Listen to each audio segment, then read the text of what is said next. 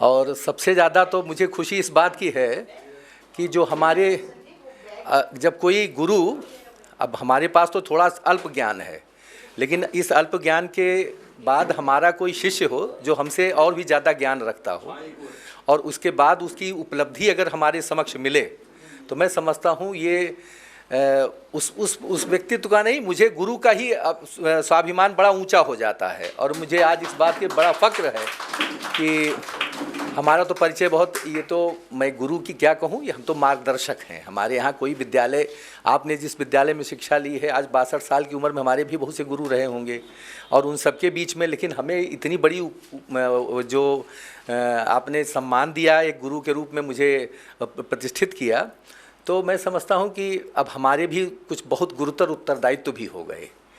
और आप सूक्ष्मलता जी को जहाँ भी एक गुरु के रूप में हमारी जहाँ भी आवश्यकता होगी, वो मैं आपके साथ रहूँगा। आप बिल्कुल उसके लिए विश्वास रखें और जितना होगा हम आपके साथ हमेशा दिखाई पड़ेंगे। हमारे यहाँ हिंदुस्तानी, बिल्कुल हमारे यहाँ हिंदुस्तानी साहित्य सभा है वो ये दिल्ली पर, वहाँ पर बहुत साहित्यकारों का सम्मान होता है।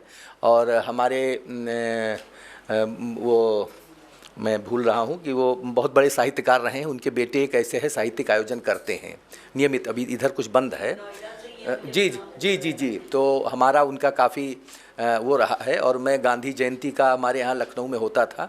मैं मूलतः अयोध्या का हूँ और मेरा नाम अवधेश है। अवधेश कुमार का मतलब राम। और आज आप समझ रहे होंगे पूरे देश में खुराफात की जड़ राम है, मतलब आप राम पे ही सारा विवाद राम का ही है। राम का मंदिर बनाना है, किसी को राम पर आस्था नहीं है, किसी को राम पर आस्था है। तो ये आस्था का ये विषय जो चल पड़ा है, और अब अयोध्या का रहने वाला हूँ, राम के रूप में अपने को नाम भी महसूस करता हूँ, तो उस गरिमा को लेते हुए मैं समझता हूँ मर्यादा की रक्षा करना हमारा परम कर्तव्य है। और मैंने भी हिंदी में परास्नातक किया था और हमारे पिता तो 3-4 विषयों में उन्होंने परास्नातक किया और वो प्राचार्य रहे। हालांकि आज हमारे बीच में नहीं है, लेकिन उनका जो हमें पूरा मार्गदर्शन आज भी सूक्ष्म मार्गदर्शन मिलता ही रहता है। और उनकी प्रेरणा रही है कि हम इस साहित्य के साथ साथ कुछ एक लक्ष्य को लेके आगे बढ़ें। मैं मूलतः गांव का रहने वाला हूं और मुझे आज इस बात की खुशी है कि मैं गांव में रहने, हमारा बेटा अभी IIT में रिसर्च कर रहा है, लेकिन उसको दोनों बेटे हैं, दोनों संयोग से रिसर्च में ही हैं। और मैंने बच्चों को यही अपने पिताजी की प्रेरणा से दी कि भाई अपने को हमेशा ऐसा बनाओ कि अर्जन करो, ज्ञान अर्जन करो, कमाने के लिए नहीं, पहले ज्ञान से, बुद्धि प्रथमम अर्जितम विद्या द्वितीयम अर्जितम धनम। तो पहले विद्या नहीं मिली। आज का जो समाज है, मैं समझता हूँ ये जो मीडिया, हम लोग भी एक छोटी पत्रिका लाते हैं, लेकिन मैं अपना अपराध कहूँ कि मैं सुबह लेके आया था यहाँ के लिए कि मैं 35 सेट लेके आया था, लेकिन हमारे यहाँ जो परीक्षा केंद्र में वो विद्यार्थियों की संख्या इतनी हो गई कि उनको भी हम पूरी नहीं दे पाए। नहीं, 35 मैं स्पेशली यहाँ के लिए लेके आया था, 35 सेट। और ये मैं 35 के आपको नहीं 35 के 51 सेट आपको मैं अलग से दे दूंगा। अब जैसे आप वो आपको मिल जाएगा। और जब भी ज़रूरत हो, हम एक पत्रिका निकालते हैं प्राकृतिक चिकित्सा के संदर्भ में, वो परिषद प्रभा है, संभवतः सूक्ष्मलता जी के माध्यम से आप लोगों को शायद देखने को मिलती हो।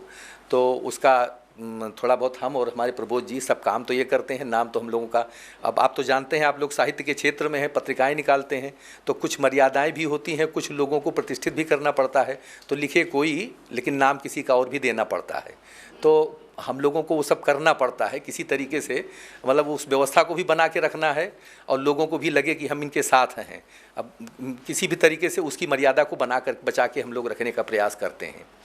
तो मूलतः हमारा आज के समय में जो मूल कार्य है, हम समाज को स्वस्थ, स्वावलंबी और समृद्ध बनाना चाहते हैं और इसी विषय पर हम लोग चिंतनशील हैं। मुझे अच्छा लगा कि इस कोरोना काल ने ये आपदा अवसर मिला है मुझे, और आज एक बड़ी समाज में एक अलग चर्चा होनी चाहिए। और मैं समझता हूँ अगर आपने इसका ट्रू मीडिया नाम रखा है तो निश्चित रूप से ये ट्रू हो, ये सत्य हो, ये मेरी भी अभिलाषा है और आपको भी उस ओर सचेष्ट होना चाहिए। क्योंकि आज आप इसको अन्यथा ना लें तो मैं कुछ बात आपके समक्ष रखना चाहूँगा, हालांकि आप लोगों को थोड़ा सा कड़वी लगे। हम लोग जिस कंकड़ पत्थर की जंगलों में रह रहे हैं, और जब इस कोरोना काल में आप सब ने देखा होगा कि सारी चीज़ें प्रकृति का भी एक अब बहुत अच्छी तरीके से शुद्ध हुई। यमुना के बारे में भी लोगों ने, मैंने तो देखा नहीं, लेकिन लोगों ने बताया कि यमुना का जल भी काफ़ी कुछ शुद्ध होने की स्तर पे आ गया। वायु प्रदूषण भी कुछ कम हुआ।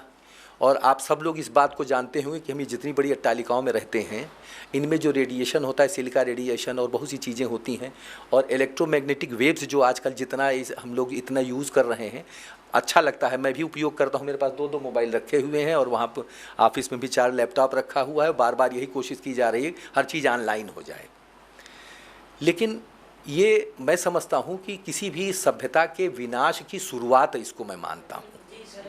अगर इस तरीके से कुछ चीज़ें प्रगति पर आएंगी जिसका कोई और छोर ना हो, जो पूरा का पूरा आसमानी हो जाए, तो कहते हैं हवा हवाई हो गया, तो मैं समझता हूँ ये सारी व्यवस्था हम हवा हवाई जीवन जीने जा रहे हैं।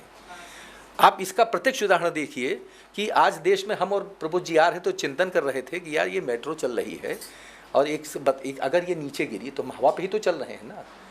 कई बार मुसीबत में जाना पड़ता है हमको भी हवाई जहाज़ से, तो मैं जब ऊपर जाता हूँ तो मुझे यही डर लगता है कि देखो हम तो अब कहीं के नहीं हैं, हम अस्तित्व से हट चुके हैं। तो अस्तित्व से दूर हो करके हम अस्तित्व के संरक्षण की चिंता करें, तो ये मतलब स्वाभाविक मनुष्य तो ऐसा चिंतन कर ही नहीं सकता है, मुझे जहाँ तक लगता है। वैसे जैसे एसी में बैठ करके गांव की सफलता की कामना की जाए, और उसी का परिणाम है कि आज हम गाँवों को उन्नतशील शहर बनाने जा रहे हैं। तो इस विडंबना में हम जी रहे हैं, और आज मैं समझता हूँ मानव सभ्यता के लिए बहुत बड़ी चुनौती है। मैं जिस गांव में रहता हूँ, हमने ये प्रयास किया कि हमारे गांव में किसी को भी न तो कोई लॉकडाउन में किसी प्रकार से उसको क्वारंटाइन किया जाएगा और ना उसका स्वाभाविक जीवन बीतेगा। लेकिन एक बात मैंने सबसे निवेदन किया था, हम लोग ऐसा करेंगे कि कहीं भी किसी भी प्रकार से कोई बाहर नहीं जाएगा, गांव से बाहर नहीं जाएगा। आप गांव में रहिए, गांव की चीज़ों का उपयोग करना सीखिए। यहाँ तक कि पहले हमारे गांव में हमारे खुद जब हम लोगों की छोटी मोटी जमींदारी टाइप की थी, तो हमारे यहाँ पुराना एक बहुत जिसमें गेहूं की पिसाई होती थी वो भी था। हमने कहा देखिए अब ये वक्त आ गया है, अगर बिजली नहीं है इस आपदा में अवसर निकल आ रहा है। और एक समय था कि आप अगर किसी को कहते थे दूर रहिए, दूर से बात करेंगे, तो लोग कहते थे तो छुआछूत बढ़ा रहे हैं। और मैं तो गांधी की उस मार्ग पर चल रहा हूँ, यद्यपि मैं कटु अनुयायी नहीं हूँ। गांधी की बहुत सी चीज़ें हमें भी अप्रासंगिक लगती होंगी, लेकिन मैं उस गांधी की जो गांधी राममय गांधी था, और चूँकि मेरा भी नाम राम है तो इसलिए मैं महसूस करता हूँ कि उस राम की कल्पना में जीने का अवसर मुझे मिला, और उस अवसर के साथ मैंने इस आपदा में उस अवसर को तलाशने की प्रयास किया, और उस अवसर को तलाश करके हम इस स्थिति में पहुँचे कि आज मुझे ये अट्टालिकाएँ, हम लोग आ रहे थे तो अभी बता रहे थे कि ये प्रबोध जी ही बता रहे थे जी कि 1,000 गज की यहाँ पर प्लाटें थीं, मकान थे लोगों के, और आज सब ने मल्टी स्टोरी बना लिया है। अभी एक सज्जन के यहाँ यहीं दिल्ली में ही गए थे, बड़ा आलीशान सा महल बना हुआ उनका, लेकिन वो तीसरे माले पर बना हुआ है। अब अगर दूसरे माले पर या पहले माले पर कुछ विकृति आ जाएगी तो मैं नहीं समझता कि वो किसी प्रकार से बच पाएंगे। और आज जब आप इतना बहुत कर रहे हैं, किसी को छूना नहीं, किसी के पास आना जाना नहीं है, कितना आप रोक पाओगे? तो हमारे यहाँ प्राकृतिक चिकित्सा में, प्राकृतिक जीवन शैली में जो बताया जाता है, प्रकृति स्वयं हर चीज़ के लिए इम्यून सिस्टम डेवलप करती है। कहीं भी आप रखिए, आप जो टीका लगवाते हैं, वैक्सीन लगाते हैं, तो वैक्सीन बनाने की प्रक्रिया का ज़रा सा साइंटिफिक अध्ययन कीजिए। ये गूगल बाबा जो आपको दिए गए हैं, ये आपकी बुद्धि को थोड़ा सा प्रदूषित और कर सकते हैं अगर आप उसको पढ़ लीजिएगा तो उसमें आपको पता चलेगा कि किसी व्यक्ति में उस तरीके की बीमारी पैदा करके ही एंटीबॉडी पैदा की जाती है। तो अगर इम्यूनिटी के लिए, जिस इम्यूनिटी के लिए हम इम्यूनाइजेशन कह रहे हैं, मेरा उद्देश्य, आप अगर इसको, मैं आप लोग अपने परिवारी जन हैं इसलिए मैं इसको शेयर कर रहा हूँ, इसको कोई ऐसा चर्चा का विषय नहीं, क्योंकि हो सकता है हमारी बात लोगों को विवादास्पद लगे या उस पर प्रश्न चिन्ह खड़े हों। तो हमारा कहना है कि हम लोग प्राकृतिक चिकित्सा में, हमारी सुष्मिता जी हैं, हम लोग यही प्रेरित करते हैं कि इम्यूनिटी के लिए जो आप वैक्सीन लगाते हो, क्या हमारे शरीर में स्वयं वैक्सीन का विकास हो सकता है? क्या होता है? हमारी जीवन शैली ऐसी होनी चाहिए, वो रोग आएंगे और वो रोग आकर के स्वयं में अपने आप एक एंटीबॉडी क्रिएट करेंगे।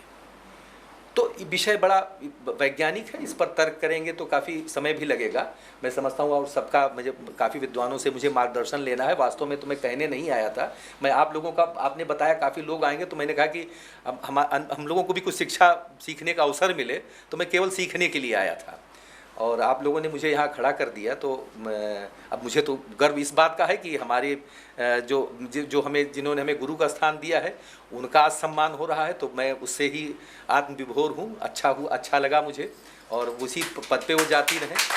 और प्राकृतिक चिकित्सा प्राकृतिक जीवन शैली है, और समाज में दो तरह की पद्धतियाँ हैं। एक पद्धति है औषध युक्त और एक पद्धति है औषध मुक्त। तो औषध युक्त पद्धति जितनी भी होगी, निश्चित रूप से औषधि है। औषधि है तो हर व्यक्ति के पास बनती नहीं है तो निश्चित रूप से उसको खरीदना पड़ेगा। जहाँ खरीदा जाएगा वहाँ व्यापार होगा, जहाँ व्यापार होगा वहाँ मुनाफा होगा, और जहाँ मुनाफा होगा वहाँ घालमेल होगा। तो आप किसी भी चीज़ को, जिस चीज़ को आप खरीद रहे हैं, उसकी विश्वसनीयता को ISI सर्टिफिकेशन से कभी मत मापिए। इसलिए हमारा निवेदन यही है कि आप इन सब चीज़ों से दूर हट के ज़रा प्रयास कीजिए। संसार में जितनी भी बीमारियां आप महसूस करते हैं, मैं मानता हूं 99.99% बीमारियों का निदान केवल आपकी जीवन शैली से ही निर्भर है। और जो 0.01% जो बीमारी रह जाती है, जिसको आप मानते हैं, उसको सर्जरी क्या, उसको ईश्वर ने उसके लिए रास्ता ही खोल दिया है मुक्ति का। उसको मुक्ति ही मिलनी है, उसका निदान और उपचार संभव ही नहीं है। तो अगर उपचार संभव है तो मैं समझता हूँ इस प्राकृतिक जीवन शैली में है। और प्राकृतिक चिकित्सा तो हम लोगों ने, जो कहते हैं ना, पापी पेट का सवाल है, तो पापी पेट के चक्कर में उन्होंने इन चीज़ों को बना दिया है। लेकिन यथार्थ ये है कि ये प्राकृतिक जीवन शैली आप जीना सीखिए। अभी हम लोग अभी आज चलते चलते हम लोगों के मन में आया कि एक वो बिग बास का चलता है, एक आप लोगों ने देखा होगा। तो अभी प्रभु जी से हम लोगों ने यही चर्चा की कि हम लोग क्यों ना ऐसा करें कि 7 दिन का हम लोग एक ऐसा शिविर लगावें, एक ऐसा आयोजन करें कि जिसमें 7 दिन व्यक्ति को वही खाना है जो हम बताएंगे, अपने आप बनाना है, अपने आप खाना है और वही रहना है। और वो हम बंद कर देंगे उसी चहर दीवारी में। हम लोग रहेंगे आपस में, जो रखा है, जो साधन है, कोई बाहर का सामान नहीं रहेगा। लकड़ी पे बनाना है, अगर कच्चा खाना है तो आटा फाँक लो, लेकिन आपको बना के नहीं दिया जाएगा। बना सको, जला सको, सारी चीज़ें सुविधा रहेगी। तो हम लोग सोच रहे थे कि पानीपट्टी कल्याणा में हम लोगों का एक आश्रम है, तो वहाँ 5 दिन का, 7 दिन का ऐसा करना चाहते हैं कि वहाँ 7 दिन कोई बाहर नहीं जाएगा, बाहर से ताला लग जाएगा। कोई बत्ती भी, मैंने कह दिया, बत्ती भी उस दिन उतने दिन काट दीजिए। हाँ, मोबाइल भी नहीं रखिए। वो विपस्यना वाले हमारे साथी, हमारे डॉक्टर मोदी जी थे। हाँ, तो ऐसा कुछ हम वो करें तो मैं समझता हूँ कि ये जो हम जब समृद्ध होंगे ना, आज स्थिति क्या है, हम दूसरे को एम्पावर करने चलते हैं। अभी आपने बड़ा अच्छा है, कल अभी नारी सशक्तिकरण का है, तो कहा ही जाता है कि पूरी सृष्टि का उत्पत्ति का मुख्य स्रोत ही नारी है।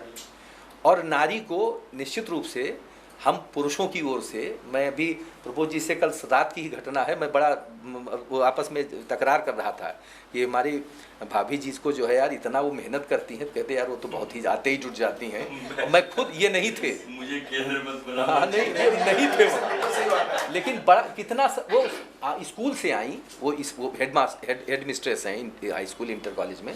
और वो स्कूल से आने के बाद तुरंत हमसे कहा कि आप पहले वो ले लीजिए। हमने कहा आप अभी आई हैं, तो हम तो अभी कहीं से हल्दी दूध पी के आ रहे हैं। नहीं आप लीजिए। हमने कहा नहीं, आप रिलैक्स हो लीजिए। उसके बाद बिना मेरे कहने के बाद भी वो जिस तरीके से, जिस तल्लीनता के साथ जुड़ी, तो ये वो माँ ही है जो जी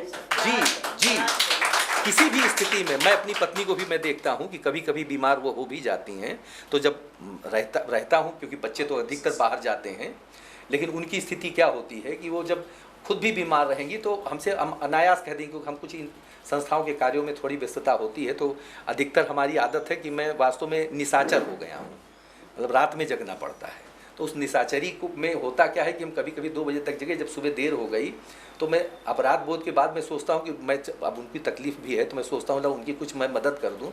तो कहती नहीं, मुझे आज तो मेरा ठीक है।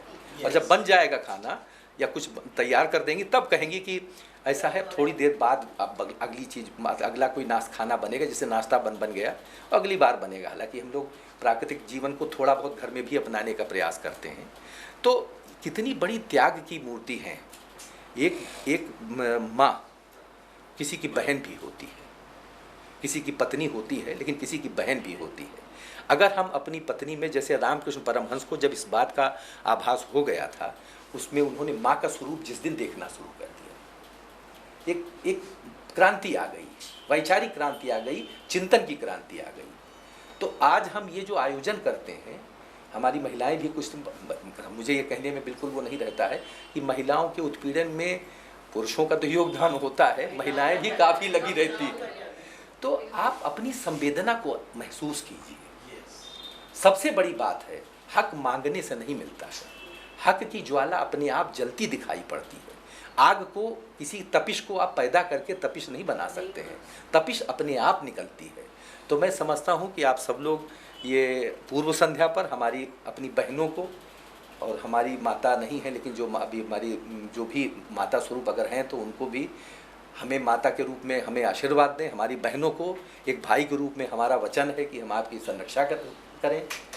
और पत्नी है तो मैं पत्नी को पत्नी न मान करके, जिस दिन मैं ये मान लूँगा कि इसमें तीनों रूप का भी पत्नी मानते हुए तीनों रूप को भी उसमें दर्शन करूँ कि ये किसी की बहन भी है, ये किसी की माँ भी है।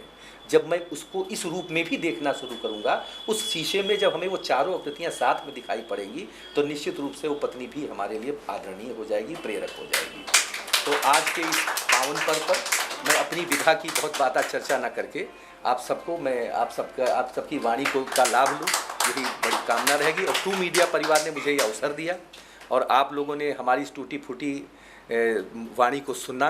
अगर आप ये वीडियो YouTube पर देख रहे हैं तो हमारे चैनल को सब्सक्राइब करें और बेल आइकन को दबाना ना भूलें। अगर आप Facebook पर ये वीडियो देख रहे हैं तो हमारे पेज को लाइक करें।